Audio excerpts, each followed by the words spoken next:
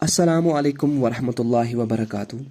تو دوستو، اس ویڈیو میں آپ کو ایک خاص واقعہ سنانا چاہتا ہوں جس میں رسول اللہ صلی اللہ علیہ وسلم کی ولادت باسعادت کی وجہ سے عالم میں نور و برکت کے آثار نمایاں ہو گئے۔ تو چلو شروع کرتے ہیں۔ رسول اللہ صلی اللہ علیہ وسلم مکہ میں شعب بنی ہاشم کے اندر 9 ربیع الاول عام الفیل کو صبح کے وقت پیدا ہوئے۔ اس وقت نوشیروان کی تخت نشینی کا 40واں سال چل رہا تھا۔ ابن سعد کی روایت ہے کہ رسول اللہ صلی اللہ علیہ وسلم کی والدہ نے فرمایا، جب آپ صلی اللہ علیہ وسلم کی ولادت ہوئی تو میرے جسم سے ایک نور نکلا جس سے ملک شام کے محل روشن ہو گئے۔ بعض روایتوں میں بتایا گیا ہے کہ ولادت کے وقت بعض واقعات نبوت کے پیش خیمے کے طور پر ظہور پذیر ہوئے، یعنی ایوان کسریٰ کے 14 کنگورے گر گئے، مجوس کا آتش کدہ ٹھنڈا ہو گیا، بحیرہ سادہ خشک ہو گیا اور اس کے خرج منہدم ہو گئے۔ ولادت کے بعد آپ صلی اللہ علیہ وسلم کی والدہ نے عبد المطلب کے پاس پوتے کی خوشخبری بھجوائی۔ وہ شاداں و فرحاں تشریف لائے اور آپ صلی اللہ علیہ وسلم کو خانہ کعبہ میں لے جا کر اللہ تعالیٰ سے دعا کی۔ اس وقت اس نے شکر ادا کیا اور آپ صلی اللہ علیہ وسلم کا نام محمد صلی اللہ علیہ وسلم تجویز کیا۔ یہ نام اس وقت عرب میں مشہور و معروف نہ تھا۔ آپ صلی اللہ علیہ وسلم کو آپ کی والدہ کے بعد سب سے پہلے ابو لہب کی لونڈی سویبہ رضی اللہ تعالی عنہ نے دودھ پلایا۔ اس وقت اس کی گود میں جو بچہ تھا اس کا نام مسروح تھا۔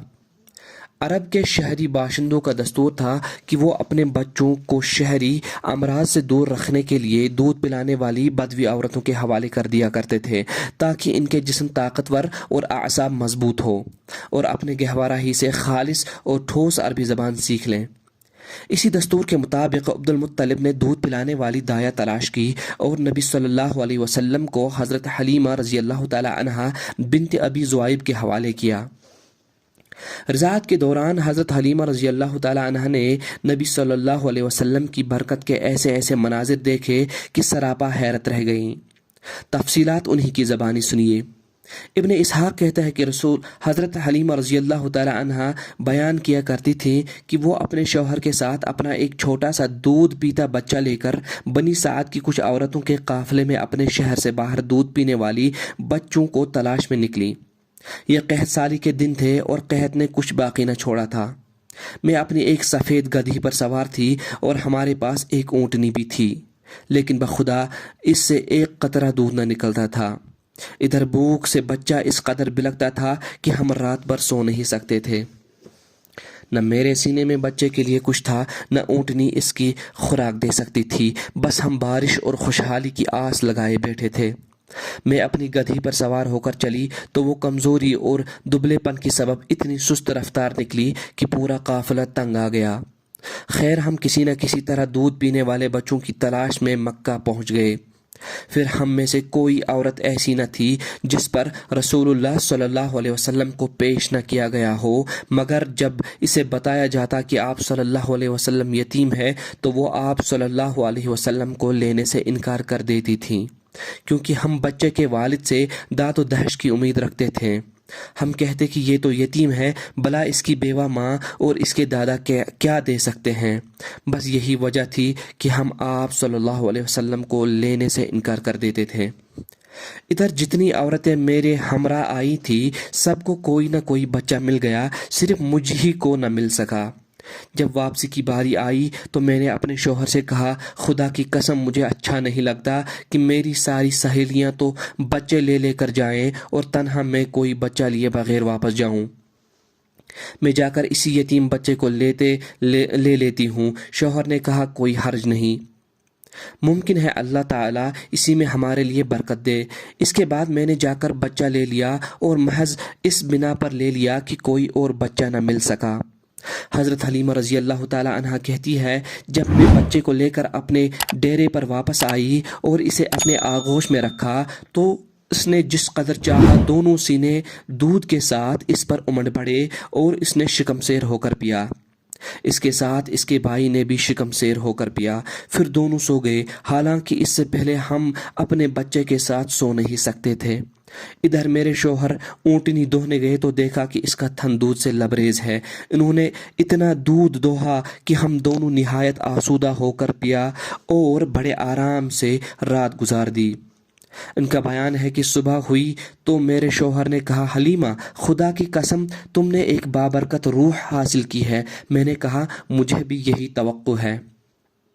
حلیمہ رضی اللہ تعالی عنہا کہتی ہے کہ اس کے بعد ہمارا قافلہ روانہ ہوا۔ میں اپنی اسی خستہ حال گدھے پر سوار ہوئی اور اس بچے کو بھی اپنے ساتھ لیا، لیکن اب وہی گدھی خدا کی قسم پورے قافلے کو کاٹ کر اس طرح آگے نکل گئی کہ کوئی گدھا اس کا ساتھ نہ پکڑ سکا۔ یہاں تک میری سہیلیاں مجھ سے کہنے لگی، او ابو زیب کی بیٹی، ارے یہ کیا ہے، ذرا ہم پر مہربانی کر، آخر یہ تیری وہی گدھی تو ہے نا جس پر تو سوار ہو کر آئی تھی؟ میں کہتی رہی، ہاں ہاں بخدا یہ وہی ہے۔ وہ کہتی، اس کا یقیناً کوئی خاص معاملہ ہو چکا ہے۔ پھر ہم بنو سعد میں اپنے گھروں کو آ گئے۔ پھر مجھے معلوم نہیں کہ اللہ کے روئے زمین کا کوئی خطہ ہمارے علاقے سے زیادہ قحط زدہ تھا، لیکن ہمارے واپسی کے بعد میری بکریاں چرنے جائیں تو آسودہ حال اور دودھ سے بھرپور واپس آتی۔ ہم دہتے اور پیتے جبکہ کسی اور انسان کو دودھ کا ایک قطرہ بھی نصیب نہ ہوتا۔ ان کے جانوروں کے تھنوں میں دودھ سرے سے رہتا ہی نہ تھا، حتیٰ کہ ہمارے قوم کے شہری اپنے چرواہوں سے کہتے کہ کمبختو، جانور وہی چرانے لے جاؤ جہاں ابو ذہب کی بیٹی چرواہا لے جاتا ہے، لیکن تب بھی ان کی بکریاں بھوکی پیاسی واپس آتی، ان کے اندر ایک قطرہ دودھ نہ رہتا، جبکہ میری بکریاں آسودہ اور دودھ سے بھرپور پلٹتیں۔ اس طرح ہم اللہ کی طرف سے مسلسل اضافے اور خیر کا مشاہدہ کرتے رہے، یہاں تک کہ اس بچے کے 2 سال پورے ہو گئے اور میں نے دودھ چھڑا دیا۔ بچہ دوسرے بچوں کے مقابلے میں اس طرح بڑھ رہا تھا کہ 2 سال پورے ہوتے ہوتے وہ کڑھا اور گٹھیلا ہو چلا۔ اس کے بعد ہم اس بچے کو اس کی والدہ کے پاس لے گئے، لیکن ہم اس کی جو برکت دیکھتے آئے تھے اس کی وجہ سے ہماری انتہائی خواہش یہی تھی کہ وہ ہمارے پاس رہے۔ چنانچہ ہم نے اس کی ماں سے گفتگو کی۔ میں نے کہا، کیوں نہ آپ اپنے بچے کو میرے پاس ہی رہنے دیں کہ ذرا مضبوط ہو جائے، کیونکہ مجھے اس کے متعلق مکہ کی وبا کا خطرہ ہے۔ غرض ہمارے مسلسل اصرار پر انہوں نے بچہ ہمیں واپس دے دیا۔ اس طرح رسول اللہ صلی اللہ علیہ وسلم مدت رضاعت ختم ہونے کے بعد بھی بنو سعد ہی میں رہے، یہاں تک کہ ولادت کے 4 یا 5 سال شق صدر سینے مبارک چاک کیے جانے کا واقعہ پیش آیا۔ اس کی تفصیل حضرت انس رضی اللہ تعالی عنہ سے ہے۔ صحیح مسلم میں مروی ہے کہ رسول اللہ صلی اللہ علیہ وسلم کے پاس حضرت جبریل علیہ السلام تشریف لائے۔ آپ بچوں کے ساتھ کھیل رہے تھے۔ حضرت جبریل علیہ السلام نے آپ کو پکڑ کر لٹایا اور سینہ چاک کر کے دل نکال دیا۔